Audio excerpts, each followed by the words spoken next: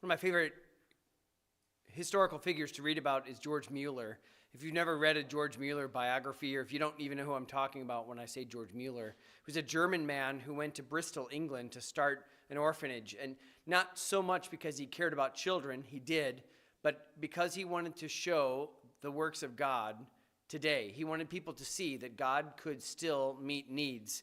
And as he went and started this orphanage, he purpose that he would never ever ask for donations or money. He would only ask the Lord, and the Lord would bring it in. And he wanted people to see that the God of the Old Testament, the God of the New Testament, is still the God of today. And so that is one of the most incredible parts of that whole story.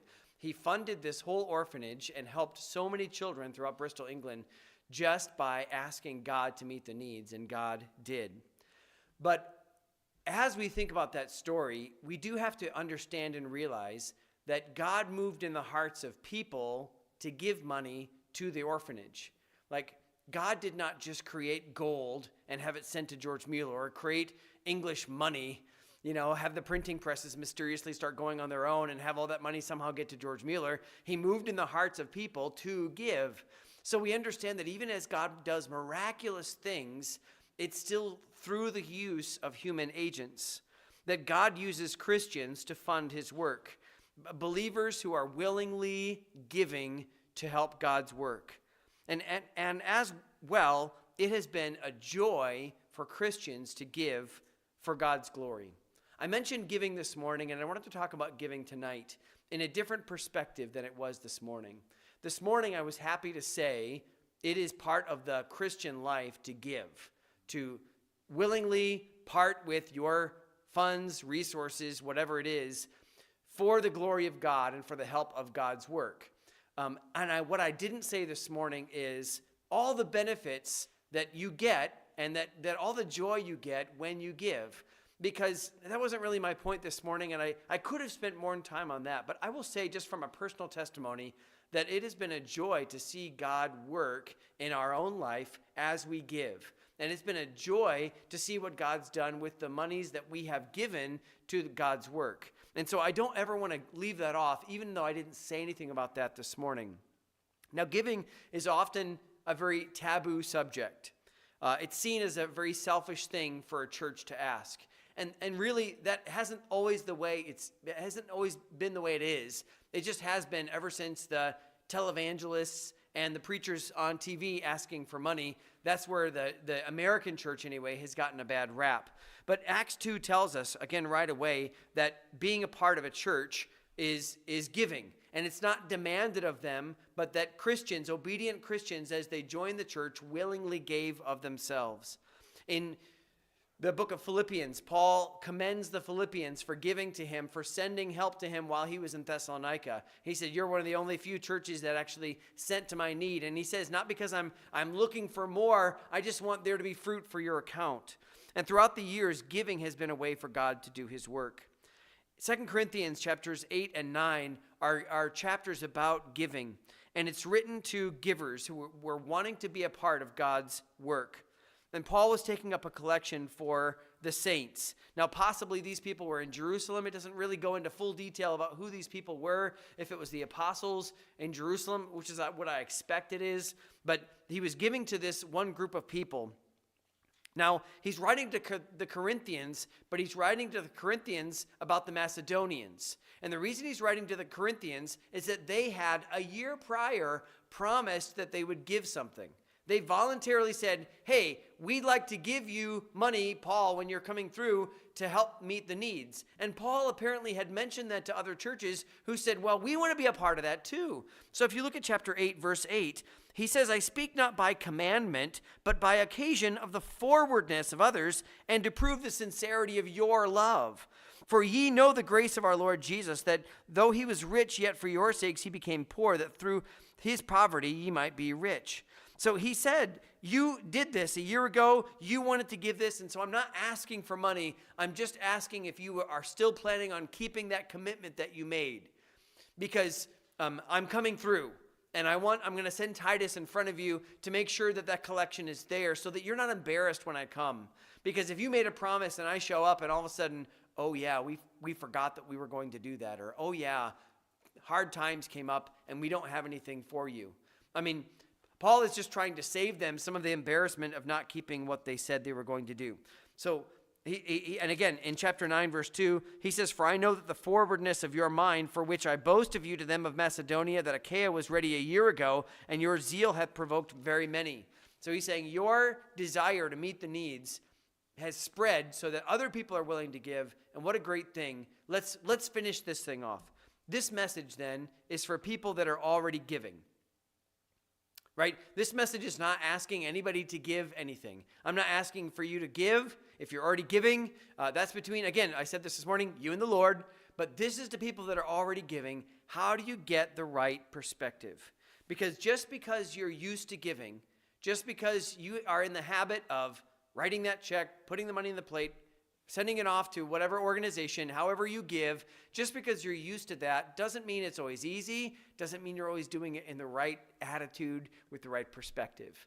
So I want to talk to faithful givers tonight about grace giving and what this is talking about. I want to share some perspectives that Paul shares with these Corinthians here. The first perspective is the perspective of fellowship. In chapter 8, verse 4, he says, first of all, praying us, verse 8, "For to their power I bear record, yea, and beyond their power they were willing of themselves, praying us with much entreaty that we would receive the gift." Okay, so he says that when the churches in Macedonia, they urged us to take this gift. Please take it. Now, Paul might have refused it. You need it. Because look at chapter 8, verse 2. Well, I'll start in verse number 1. "Moreover, brethren, we do you to wit of the grace of God bestowed on the churches of Macedonia, how that in a great trial of affliction, the abundance of their joy and their deep poverty abounded under the riches of their liberality." So the churches in Macedonia were not well off, and yet they were so excited to give that they said, "Paul, please take our money and take it to the saints in Jerusalem." And he said, again, it seems like he didn't really want to do it. And they prayed him, they entreated him, "Please take it."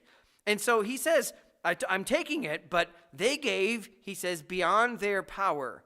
Not because they had extra, but because they didn't have. They went beyond what they could do to meet the needs. They trusted God to do for them and to meet their needs. And what drove them was, in verse number 4, praying us with much entreaty that we would receive the gift and take upon us the fellowship of the ministering to the saints. That word fellowship I mentioned this morning means partnership, communion. That they looked at this giving as a way for them to be a part of God's work. Even with people maybe they would never meet in Jerusalem. Macedonia was not real close to Jerusalem, but they just wanted to meet the needs because they had brothers and sisters there. They wanted to fellowship with them. It may not feel, when you put the money in the plate, however you do it, it may not feel like you're giving sacrificially. Sometimes I guess you just do it out of habit.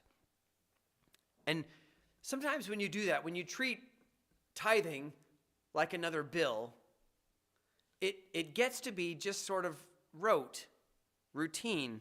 And if you're not careful, at the end of the year, like when you get your tax statement back from Mary, you might look at that, and for just a second, you might be tempted to say, "Man, think of the things that I could have done with that money."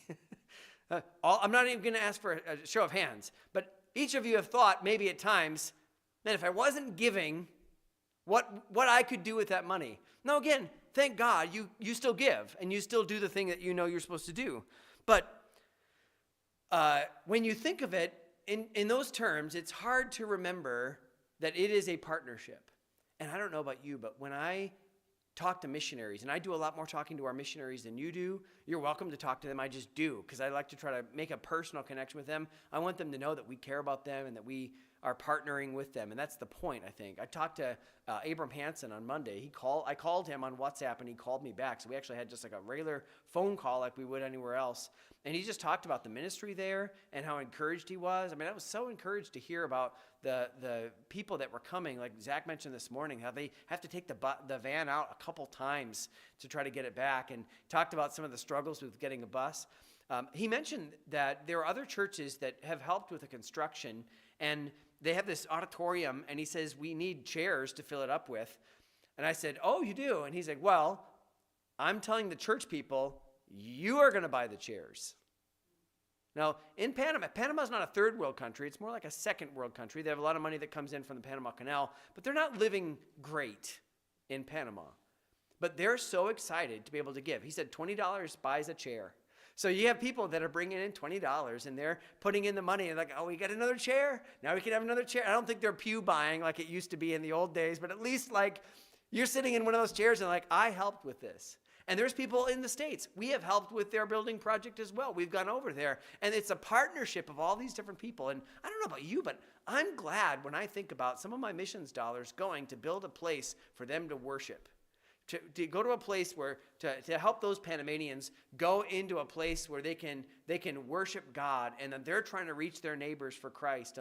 I love to think about my giving as a partnership rather than just send it off and it does whatever. I'm glad that God is using it in those ways.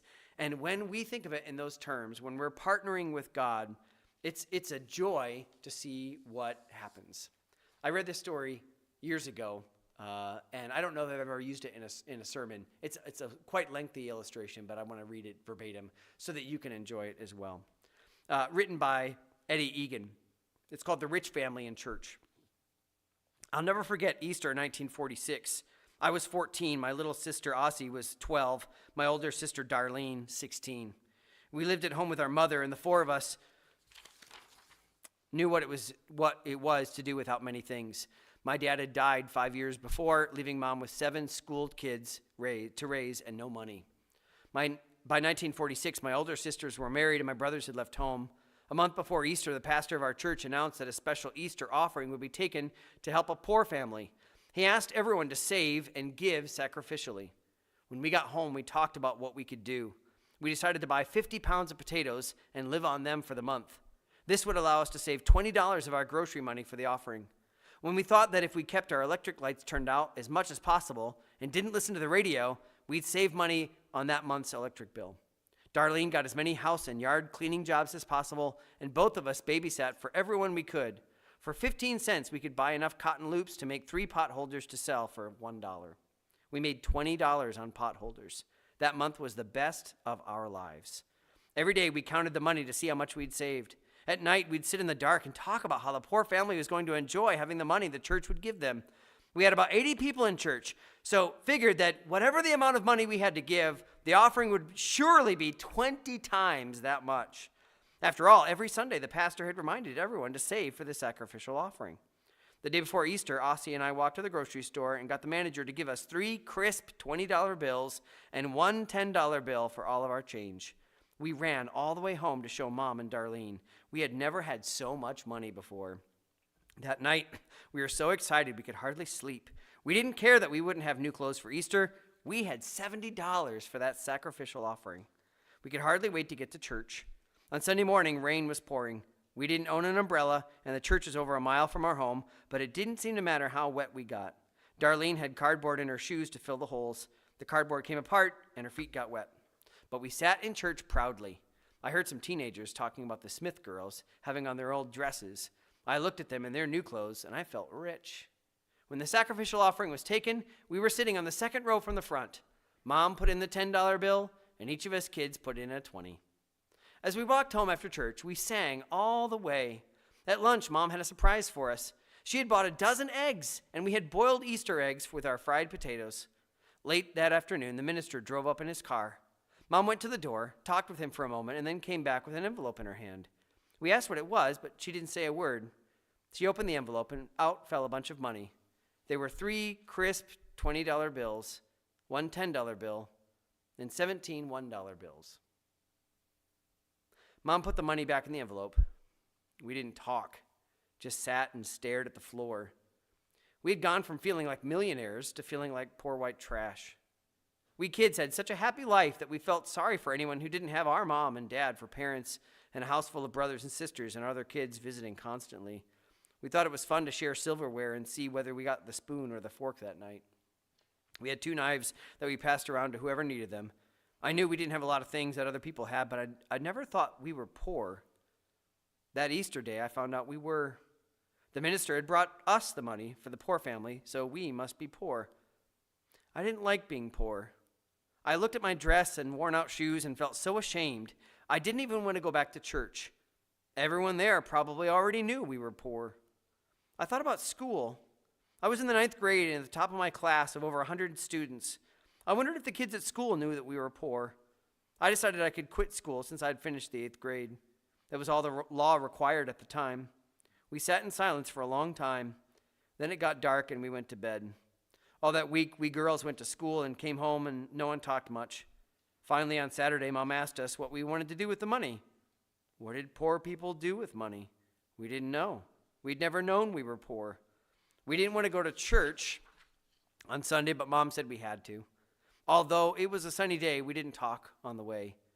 Mom started to sing, but no one joined in, and she only sang one verse.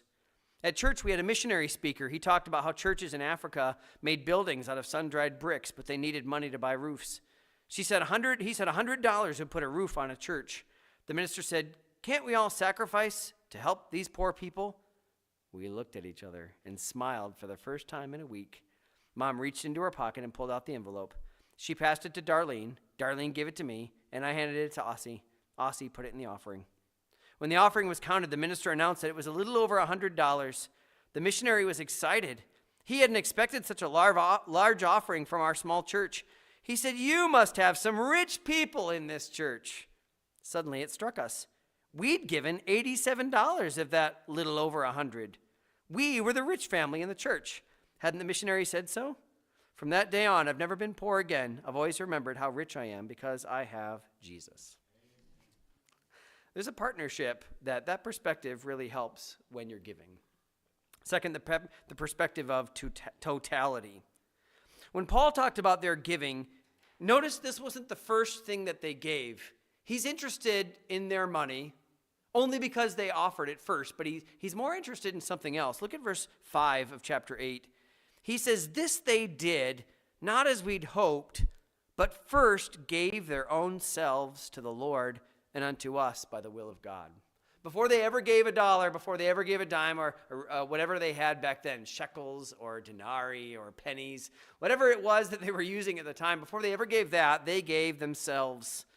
They first gave themselves to the Lord. They submitted to him, and they gave themselves to the apostles by the will of God. They said, whatever God wants, that's what we want too.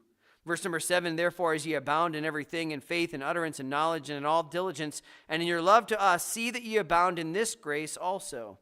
He's telling the Corinthians that as they had already committed to growth in other areas, commit to trusting God to fulfill this other mission of giving. Giving is just one of the ways that we say, "God, I am yours." And I think that's a good perspective to have when we give, to say, "God, this is just another way I'm submitting to you." When you are at home and you are tempted to sin and you say, "God, I am committed to doing the right thing." That's the very same thing you're doing when you put that money in the plate. It's the same thing. Now, it feels somehow different, but it's not.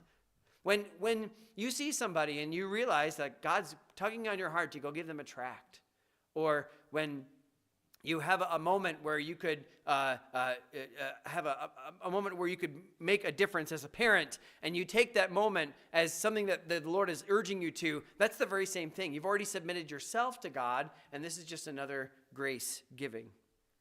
It's hard to give money if you haven't already given yourself. If you haven't already put yourself in the offering plate up on that altar, it's really hard for everything else to follow. They say that money can't buy happiness, but it is true that money can buy things that can make you happy. We all know that, right? We all have things in our house that make us smile, that kind of make us happy. And there's nothing necessarily wrong with those things. But it's hard to give up the things that could make us even happier than those things, unless we've already committed to the will of God in all those areas. To say, "God, what's more important than my happiness is being pleasing to you, is being used by you, is being a vessel for you." And if we are committed to God's will, the money that comes will be an easy thing as well. Again, I'm talking to people who are already giving. I'm not asking for more. I'm just telling you that when you give, if you've already given of yourself, then that's easy. And if you are giving already, but you find yourself at times struggling to do that in whatever capacity, time, resources, money, and otherwise, I think it's important for us to remember that the totality of what God is asking is everything, not just a little bit of our money. We could somehow focus on that and say, I don't know that I want to give that. But God isn't asking for that. He's asking for everything. And he lets you have control of most of it until he comes knocking and asks you to give it up. And thankfully, he doesn't ask you to give up everything. He's not asking you to sell everything that you have. Give it all to the poor and follow him like he did so many times on the Sea of Galilee. In verse number 12 here in chapter 8, for if there be first a willing mind, it is accepted according to that a man hath, and that not according to that he hath not. If you have first a willing mind, you will give what God is asking. I found in my own life that if I am unwilling to give to God in one area, it sort of bleeds into all the other areas. And I know that there are people that really want to be used by God, but they're not willing to give in the little things first. I'm not even talking about money at this point. I'm just talking about giving, whatever it is. I remember years ago reading a story about a man named Jack Whitaker. Jack Whitaker lived in West Virginia, ran a construction company, didn't really play the Powerball unless it got over 100 million, so he bought 100 tickets, I think, and thought he would just kind of get in on the action. Everyone else is talking about the $314 million in the Powerball, and sure enough, Jack Whitaker won it. He opted for a $113 million lump sum instead of the $314 because, taxes. And in 2002, was able to take $113 million home with him. And at first, donated thousands of dollars to build churches, mostly Church of God churches. But soon got pretty sick of everyone asking for money. Go to a basketball game, a football game, whatever, and everyone would come up to him and chat him for a little while and then eventually get around to asking for money. It ruined his relationships, ruined his friendships. His cars got broken into, and you come to find out he became really resentful about all this because he hadn't really used his money well before he got millions and millions of dollars. And the story why his story is famous, why we all know about it, is because he eventually lost a granddaughter that he overindulged to drugs. All the people that came around looking for money from her attracted evil people. And eventually his house caught on fire, and he died a premature death as well. And the moral of the story is, again, if you're not faithful in those little things, giving yourself to God. I don't know what you would do with $113 million. Probably you don't either. And if you don't know what you do with it, it's probably shows that you're not sitting around thinking of all the things you wish you had, that everything you have is already the Lord's, and as he wants you to do or say or give or think, you're already, as well as you can be, submitted to that. So there's the perspective of totality. Let your giving be from a place where you've already given everything. Then third, the perspective of reciprocity. Whenever we give, whatever it is, we are doing without. There's always, when we give, a red in the balance sheet. Have you ever thought this? I wish that's an hour of my life I'll never get back. That's money that I'll never get back, that money I'll never see again. That's a thing that I loaned out that I'll never get back. That means you're in the red on the balance sheet. And that means that for others, they are in the black. There's the benefit. And we say, well, is that fair? And Paul addresses this in verse number 13. For I mean not that the other men be eased and ye be burdened. That's not God's intention to burden us and ease other people. But he says in verse number 14, but by an equality, that now, at this time, your abundance may be a supply for their want or lack, that their abundance also may be a supply for your want, that there may be an equality. There may come a day when we're in need, and they are more likely to help us, and God's more likely to meet our needs if we've already met the need. When we have right now, if we can put ourselves in the red so that somebody else can be brought up, then in the day when we're in the red and really in need, God will meet that need as well. Now, it's not about our version of equality, but about God's view from above. And in verse number 15, he uses the illustration of manna. He says that as it is written, he that had gathered much had nothing over, and he that had gathered little had no lack. And the idea was this, that in the wilderness, they would go out and they would gather all the manna. And I don't know exactly what it was. It sort of sounded like they would take it and they would kind of beat it into flour, and then they'd make their manna out of it. So it wasn't like there was just a loaf of bread sitting on the ground. It was something that they would use, but they could gather so much of it, and they weren't supposed to leave any of it to the next day. But some people would go out, and they'd be really ambitious. They'd be like a Ruth out there just, getting everything that they can. And other people, maybe they were a little bit more like, oh, I got to get down on the ground, and it's hard. Maybe some people had little kids who could kind of help gather it up, and other people didn't. But the idea in the Old Testament was that as soon as they were all done gathering it, and before it all went away, before the sun came up and it all melted, some of the people would share with others. They would say, hey, I got way more than my family needs. Do you need some? So they would share with one another so that everybody had not an equality, not the same amount, but just enough to where everyone had what they needed. And this is the illustration he uses here. This is what God's trying to do. Even everything out to meet everyone's needs. Now you say, I don't know that this pragmatic view is really the right one. Let me say a few things about that. One, I'm not saying that what Paul is saying is you better give to get. Now there are verses I think that talk about that. Ecclesiastes 11:1, cast thy bread upon the waters, for thou shalt find it after many days. There is a precedent for that, but I honestly don't think that's what he's saying. It is trusting God to meet our needs now, trusting how he can meet our needs later. So if you're a person who's not in need now, you may be one day. So Russ was talking about Job, and Job, as he's getting closer to the end of the book, he talks about all the ways that he used to meet the needs in his community, that he would help other people, that he was a very generous person. And at the end, do you remember how God made him wealthy again? People brought him money. When he was in destitution, other people brought money, and God used that to build up his wealth again. Again, we're not saying that we give to get. But even Paul said, I'm thankful that you sent me money, Philippians, because this fruit will go to your account. And whether you get that back here or whether you get it back in heaven, there is this reciprocity of you meet God's needs now, so God will meet your needs later. I think that's a right way to think about it. And when we obey, we're putting ourselves in the pool of those that God can help. Now, I know you don't like thinking about insurance, but that's exactly what insurance is. I pay my premium, and hopefully I won't ever, you're glad that insurance is there in case you need it, but you're sort of hoping you never need it. Like if my house burns down, I'm glad that our insurance company will help us build a new one, but I'd rather not build a new one.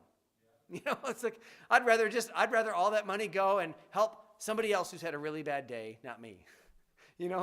That's sort of the idea that God is doing. And even better is that God's a better person to be in charge of that pool than the insurance heads are. Because God knows what he's doing, and he can move that money and those resources around as he sees fit. When we give, it's good for us to think, remember me, Lord, when I'm the one that's in need. In chapter 9, verse 8, he says, God is able to make all grace abound toward you, that ye, always having all sufficiency in all things, may abound to every good work. As it is written, he hath dispersed abroad, he hath given to the poor, his righteousness remaineth forever. And in verse 14 of chapter 9, he says, by their prayer for you, which long after you, for the exceeding grace of God in you. He says, these people that you're giving money toward, they're going to pray for you. You're partnering with them. And as you have met their needs, they're going to pray that your needs be met as well in prayer. So we have the perspective of fellowship, the perspective of totality, the perspective of reciprocity, and finally, very simply, the perspective of joy. Verse number 7 of chapter 9, every man according as he purposeth in his heart, so let him give, not grudgingly or of necessity, for God loveth a cheerful giver. God calls us to give in joy, to be glad to give to him the things that are already his. The word cheerful here, you might know, in the Greek is the word hilarion, which sounds like hilarious. It is a cheerful giver. He also says, not just to give cheerfully, but to not give from grudging.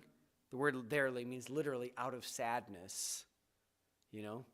I don't watch who gives. Usually I'm praying or whatever during the offertory.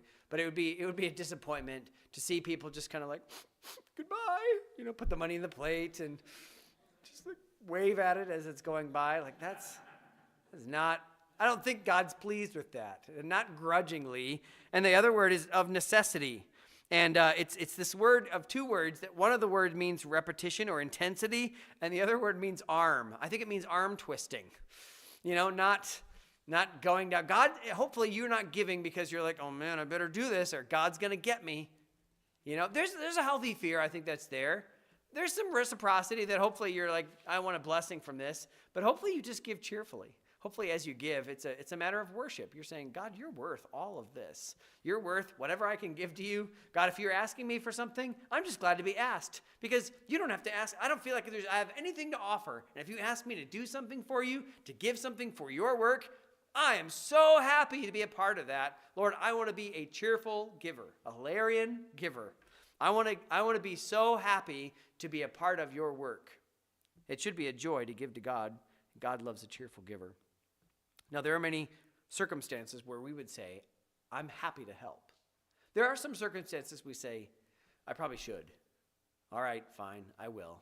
But there are, I think, some circumstances where we would genuinely say and really mean it, I'm happy to help. When it's someone that we love, when our giving will be a help to them. And if you love God, then giving, whatever it is to him, should be a part, and it should be just a part of what it means to please him.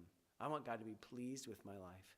I want God to be happy with my stewardship of the things he's given me. You also might say happy to help when it's someone who's beneficial, when there's a good return on the investment. Now, I don't know, again, when you think about that passage in Philippians where he talks about fruit abounding to your account, I don't exactly know how that's going to be.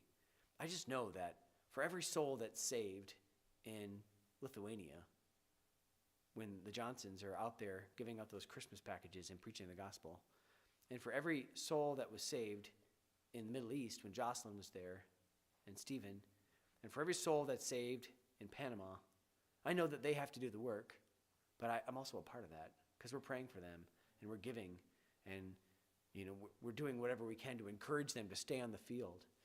I know whatever part they have, I'm happy to be a part of that because there's something beneficial for me there. I'm getting fruit. I'm getting rewards in heaven, and I'm happy to do it anyway because I'm really excited that God's doing something. And there might be, I've always said this, and I was talking with, I don't remember if it was Cheryl or if it was Sharon, but we were talking about, so forgive me if this is you, I just don't remember who I was talking to, but I was talking with somebody and saying, it could be that when we're praying for someone there's someone there praying for someone who has a relative here. And God's calling me to be a part of his ministry here. So there is some of that as well. We'd also say happy to help when we know that there will be pleasure in it. I'm happy to help when it's someone, a friend, someone that there's going to be good and benefits from this. And I want to please God in my giving. I'm preaching this sermon to people I know on a Sunday night that are already involved in giving in all the different parts. I am absolutely not asking for more. I just wonder if you, like me sometimes, struggle when you're asked for a little bit more, especially when you feel like, man, I'm giving everything already. Man, can I really give any more? Man, how much more do you want? And the truth is that God has everything already. He bought me with a price, and it's just good for me when he asks for some of it back to learn how to have the right perspective in giving.